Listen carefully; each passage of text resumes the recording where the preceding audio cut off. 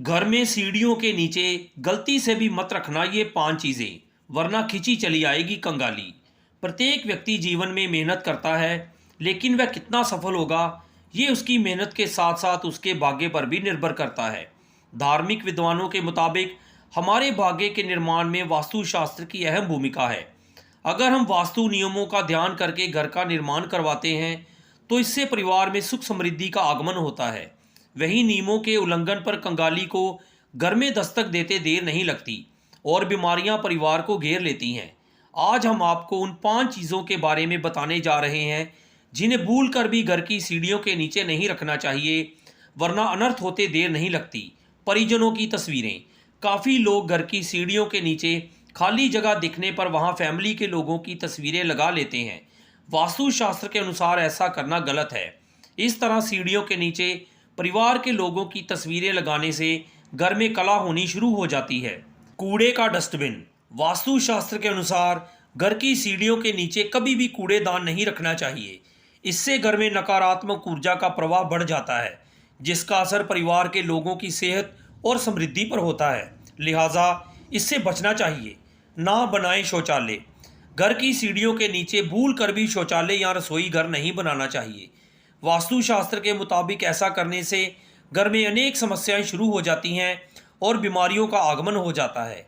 सीढ़ियों के नीचे मंदिर। कई लोग सीढ़ियों के नीचे खाली जगह देखकर वहां पर मंदिर स्थापित कर देते हैं। ऐसा करना घोर शुभ माना जाता है। ऐसा करने पर सीढ़ियों से चढ़ उतर रहे लोगों के जूते की धूल मंदिर पर गिरती है, जिससे देवताओं का अपमान होता है। आभूषण वाली अलमारी। सीढ़ियों के नीचे आभूषण वाली अलमारी नहीं रखनी चाहिए। इसकी वजह यह है कि सीढ़ियों पर परिवार के लोगों समेत बाहर के लोगों का भी आना जाना होता है। ऐसे में वह किसी दिन मौका देकर आपकी कीमती चीज़ों पर हाथ साफ कर सकते हैं। सीढ़ियों के नीचे रसोई घर, शौचालय और मंदिर नहीं होना चाहिए। माना जाता है कि इससे परिवार के लोगों को कई तरह की परेशानियों का सामना करना पड़ सकता है। इसके अलावा स्टोर रूम भी नहीं बनाना चाहिए। अगर आप आर्थिक संकट का सामना कर रहे हैं तो इसका एक कारण सीढ़ियों के नीचे रखे जूते चप्पल भी हो सकते हैं। इसीलिए ऐसी गलती आप भूल कर भी ना करें। आप इस बात का भी विशेष ध्यान रखें कि सीढ़ियों के नीचे खुली जगह होनी चाहिए। माना जाता है कि सीढ़ियों के नीचे की खुली जगह होने से बच्चों को उच्च शिक्षा प्राप्त करने में मदद मिलती है। वास्तुशास्त्र के अनुसार सीढ़ियां बनवाने के लिए दक्षिण पश्चिम दिशा शुभ होती है। किसी दूसरी दिशा में सीढ़ियां बनवाने से बचना चाहिए, क्योंकि ऐसा माना जाता है कि इससे घर के मालिक को वित्तीय नुकसान झेलना पड़ता है। रात्रि में कपड़े बाहर ना सुखाएं। प्रचलित मान्यताओं के अनुसार रात्रि में नकारात्मक ऊर्जाएं भ्रमण करती हैं। भ्रमण के दौरान वे अपनी ऊर्जा सूखते हुए कपड़ों में छोड़ देती हैं। जब हम उन कपड़ों को पहनते हैं तब उन आत्माओं की दूषित या नकारात्मक ऊर्जा हमारे लिए दुर्भाग्य लेकर आती है। कूड़ेदान को हमेशा ढककर रखें। कूड़ेदान नकारात्मक ऊर्जा उत्पन्न करने का प्रमुख स्रोत होता है। कूड़ेदान को यथासंभव ऐसे स्थान पर ढककर रखना चाहिए जहां उस पर दृष्टि न पड़े। दरवाजों के ऊपर कैलेंडर ना लटकाएं। मुख्य द्वार पर ढका कैलेंडर घर के सदस्यों की आयु पर बुरा प्रभाव डालता है। घर में नुकीली वस्तुएं जैसे कैंची, छुरी, कांटे, चाकू, पेचकस आदि को खुले स्थान पर नहीं रखना चाहिए। जहां पर ऐसा होता है वहां पर क्लेशपूर्ण वातावरण बन जाता है। अब आइए जानते हैं घर में सुख समृद्धि के लिए घर में कौन से उपाय करना चाहिए। हर इंसान चाहता है कि उसके घर में सुख व शांति बनी रहे। इसके लिए वह लगातार मेहनत करता है ताकि न केवल वह अपने जीवन में तरक्की करे बल्कि अपने परिवार को खुश रख सके। अगर हम रोज़मर्रा के जीवन में कुछ आसान बातों का ध्यान रखें तो पैसों से जुड़ी परेशानी खत्म हो जाती है और घर में सुख समृद्धि बनी रहती है। आइए जानते हैं कुछ ऐसे ही उपाय। ज्योतिष के अनुसार सुबह कुल्ला किए बिना पानी अथवा चाय का सेवन नहीं करना चाहिए। साथ ही झूठे मुंह मंदिर नहीं जाना चाहिए और आग भी नहीं जलानी चाहिए। ऐसा करने से दिन की शुरुआत अच्छी होती है और आपके काम बनने लगते हैं। इस ओर मुख करके करें पूजा। घर में रोज़ सुबह स्नान आदि कार्य करके पूजा पाठ करना चाहिए। भले ही कम समय के लिए करें। हमेशा धूप दीप जलाकर पूर्व या उत्तर की ओर मुख करके अपने इष्ट देवों का ध्यान करें। अवश्य लगाएं तुलसी का पौधा। घर में तुलसी का पौधा अवश्य लगाएं और उसे रोज जल दें। ऐसा करने से लक्ष्मी का आगमन होता है। शास्त्रों में तुलसी को पूजनीय और देवी के समान बताया गया है। इसके लगाने से घर में सुख शांति का वास होता है और वास्तु दोष भी ठीक रहता है। करें इस मंत्र का जाप।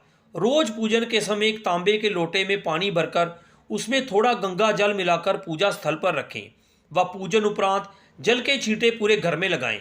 लोटे से सूर्य को जल देते समय ओम आदित्य नमः का 9 बार जाप करें। इस दिशा में मुख करके खाएं। खाना हमेशा उत्तर दिशा की ओर मुख करके रसोई घर या डाइनिंग रूम में ही खाएं। भूल कर भी बिस्तर पर खाना नहीं खाएं।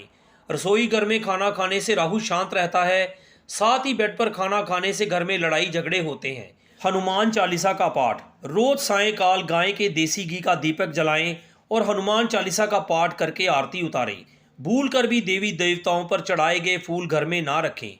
हमेशा उन्हें पवित्र नदी में प्रवाहित कर दें। घर में सुबह सुबह कुछ देर के लिए ही सही लेकिन भजन अवश्य लगाएं। घर में कभी भी झाड़ू को खड़ा करके नहीं रखें। उसे पैर नहीं लगाएं और उसके ऊपर से नहीं निकलें, अन्यथा घर में बरकत की कमी हो जाती है। बिस्तर पर बैठकर कभी खाना न खाएं, ऐसा करने से बुरे सपने आते हैं।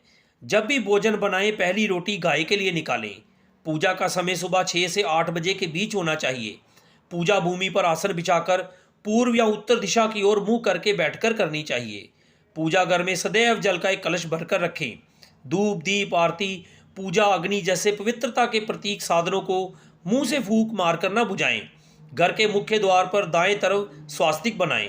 मंदिर में धूप अगरबत्ती व हवन कुंड की सामग्री दक्षिण पूर्व में रखें।